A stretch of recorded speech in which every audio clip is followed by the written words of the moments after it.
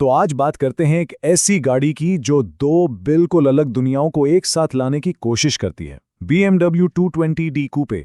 एक तरफ है तेज रफ्तारी का वादा और दूसरी तरफ है रोजमर्रा इस्तेमाल की किफायत। क्या ये दोनों चीजें वाकई एक साथ मुमकिन है? तो सबसे बड़ा सवाल ही यही है, क्या एक गाड़ी एक ही वक्त में एक खालिस परफॉर्मेंस मशीन भी हो सकती है और एक किफ़ायती डेली ड्राइवर भी? ये वो पहेली है जिसे BMW 220D कूपे हल करने का दावा करती है। चलिए देखते हैं कि इस दावे में कितनी सच्चाई है। अच्छा, इस बात को ठीक से समझने के लिए ना हमें इसकी दो नस्लों को देखना पड़ेगा। एक है F22 जो इसका असली जदीद मॉडल था, और फिर आया G42 जो 2021 में माइल्ड हाइब्रिड टेक्नोलॉजी के साथ मार्केट में आया। ये नया इजाफा इसकी कारकर्दगी और किफ़ायत के तवाज़न में एक बहुत अहम किरदार अदा करता है। चलें तो सबसे पहले ये समझते हैं कि आखिर ये गाड़ी है क्या। बुनियादी तौर पर इसकी पहचान क्या है। ये एक ऐसा मुनफरिद इम्तिजाज है जो मार्केट में बहुत कम देखने को मिलता है। देखें, यह है एक स्पोर्ट्स डीजल कूपे। अब इसका मतलब क्या है? मतलब ये कि आपको मिलती है एक 2 दरवाजों वाली 4 सीटों वाली गाड़ी जिसमें डीजल इंजन का वो जबरदस्त टॉर्क है, साथ में रियर व्हील ड्राइव वाली स्पोर्टी हैंडलिंग और ऊपर से एक प्रीमियम ब्रांड का लग्जरी टच। ये तीनों चीजें मिलकर इसे एक बहुत खास मकाम देती हैं। अब आते हैं इसके स्पोर्टी होने के दावे पर। देखिए, इस गाड़ी की जो कारकर्दगी है ना, उसका असल राज इसकी रफ्तार से ज्यादा उसकी ताकत में छुपा हुआ है। इस मशीन के दिल में है ये 2 लीटर का twin power turbo diesel engine. ये तकरीबन 190 हॉर्स पावर बनाता है। लेकिन सच पूछें तो असल कहानी हॉर्स पावर की है ही नहीं। असल जादू तो तब होता है जब ये इंजन 8 स्पीड ऑटोमेटिक गियरबॉक्स और रियर व्हील ड्राइव सेटअप मिलकर काम करते हैं।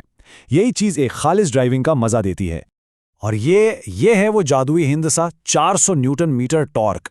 यही वो चीज है जो इस गाड़ी को इतना खास बनाती है। इसका सीधा सा मतलब है कि कम आरपीएम पर भी एकदम से जबरदस्त खींचाव महसूस होता है। खासतौर पे जब आप हाईवे पे ओवरटेक करते हैं ना, तो ये टॉर्क एक ताकत की लहर जैसा लगता है जो गाड़ी को बिल्कुल आराम से आगे ले जाता है। और ये टॉर्क सिर्फ महसूस करने की बात नहीं है, आदाद-ओ-शुमार भी यही बताते हैं। जो नया G42 मॉडल है वो सिर्फ 6.9 सेकंड में 0 से 100 किलोमीटर फी घंटा की रफ्तार पकड़ लेता है। ये इस बात का पक्का सबूत है कि ये डीजल इंजन जब बात असली दुनिया की रफ्तार की हो तो कितना मुतासिरकुन हो सकता है। ठीक है, तो ताकत की बात तो हो गई, लेकिन अब सिक्के का दूसरा रुख देखते हैं। क्या ये गाड़ी रोजमर्रा इस्तेमाल के लिए वाकई किफायती है? यहां आकर जदीद टेक्नोलॉजी अपना काम दिखाती है। नए G42 मॉडल में जो सबसे बड़ी और अहम तब्दीली है वो है इसका 48 वोल्ट का माइल्ड हाइब्रिड सिस्टम। अब ये करता क्या है? ये सिस्टम गाड़ी के स्टार्ट को बहुत ही ज़्यादा हमवार बना देता है, थोड़ा सा इजाफी टॉर्क भी देता है और सबसे अहम बात, फ्यूल बचाने में बहुत मदद करता है तो ये एक छोटा सा इजाफा, लेकिन इसका असर बहुत बड़ा है। अच्छा, अब जरा फ्यूल के आदाद-ओ-शुमार पर नजर डालें क्योंकि ये भी एक बड़ी दिलचस्प कहानी सुनाते हैं। जो G42 मॉडल है उसकी फ्यूल इकोनॉमी है तकरीबन 4.7 से 5.1 लीटर फी 100 किलोमीटर। लेकिन मजे की बात यह है कि पुराना F22 मॉडल कुछ हालात में इससे भी थोड़ा बेहतर था। तो इससे पता क्या चलता है? यही कि दोनों ही नस्लें अपनी ताकत के हिसाब से गैर मामूली तौर पर किफायती हैं। और ये कार मुख्तलिफ हालात के हिसाब से खुद को बदल भी लेती है। जैसे इको प्रो मोड में ये पूरी कोशिश करती है कि शहर के ट्रैफिक में ज्यादा से ज्यादा फ्यूल बचाए। कंफर्ट मोड रोजमर्रा की आरामदेह ड्राइव के लिए है। और जब आप खुली सड़क पर हों तो बस एक बटन दबाएं, स्पोर्ट मोड ऑन करें और फिर देखें, थ्रॉटल, स्टीयरिंग, गियर शिफ्ट्स सब कुछ तेज हो जाता है और ड्राइविंग का मजा ही अलग हो जाता है। अब जरा अमली पहलुओं पर बात करते हैं। कागज पर तो सब कुछ बहुत अच्छा लगता है ना? लेकिन हकीकी दुनिया में इस गाड़ी को रोज रखने का मतलब क्या है? क्या कुछ ऐसी चीजें हैं जिनके बारे में फिक्र करनी चाहिए?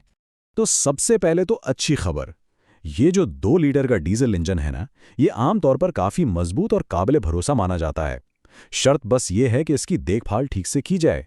ये कोई बहुत नाजुक इंजन नहीं है। लेकिन चूंकि ये एक जदीद डीजल इंजन है, कुछ चीजों का पता होना बहुत जरूरी है। मिसाल के तौर पर, अगर गाड़ी ज्यादातर शहर में ही चलती है छोटे छोटे सफर के लिए, तो उसका DPF यानी डीजल पार्टिकुलेट फिल्टर जो धुएं से कालक साफ करता है वो बंद हो सकता है। बिल्कुल इसी तरह EGR सिस्टम में भी रुकावट आ सकती है। तो इस इंजन को लंबे अरसे तक सही रखने की कुंजी क्या है? बस यही कि वक्त पर सर्विस करवाएं और हमेशा अच्छी क्वालिटी का ऑयल इस्तेमाल करें। तो इन सब बातों के बाद अब हम पहुंचे हैं अपने आखिरी हिस्से पर। फैसला कैसे किया जाए कि ये गाड़ी आखिर किसके लिए बनी है? क्या ये वाकई ताकत और किफ़ायत के दरमियान वो तवाज़ुन कायम करने में कामयाब हुई है? अगर इस गाड़ी के लिए एक मिसाली ड्राइवर की तस्वीर बनाई जाए तो वो कैसी होगी? ये उस शख्स के लिए बेहतरीन है जो रोज़ाना या अक्सर लंबी हाईवे ड्राइव्स करता है, जिसे इंजन को बहुत तेज़ घुमाने से ज़्यादा कम आरपीएम पर मिलने वाला वो ज़बरदस्त खिंचाव पसंद है, और जो एक प्रीमियम कूपे का मज़ा तो लेना चाहता है, लेकिन साथ ही चाहता है कि इसे चलाने का खर्चा भी काबू में रहे। तो आखिर में ये रहा इसका पूरा हिसाब किताब एक ही जगह पर। एक तरफ इसकी खूबियां हैं, ज़बरदस्त टॉर्क और बेहतरीन फ्यूल इकोनॉमी, बहुत ही आला मेयार का इंटीरियर और एक मुस्तहकम मज़ेदार हैंडलिंग।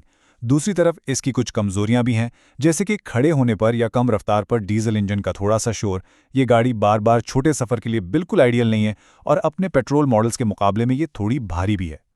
तो आखिर में सवाल यही रह जाता है, क्या एक परफॉर्मेंस डीजल का ये समझौता एक बेहतरीन हल है, या फिर ये एक ऐसा तजाद है जिससे दूर रहना ही बेहतर है?